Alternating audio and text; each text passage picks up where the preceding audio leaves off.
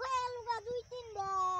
হ্যাঁ কি যে করুম না, খিদাও তো লাগছে, 10টা টিয়া চাইলাম টিয়াও তো দিল না, কি যে করুম না। জন্মের কিপটার কি টিয়া দিব, কিপটা জানি ওর কাছে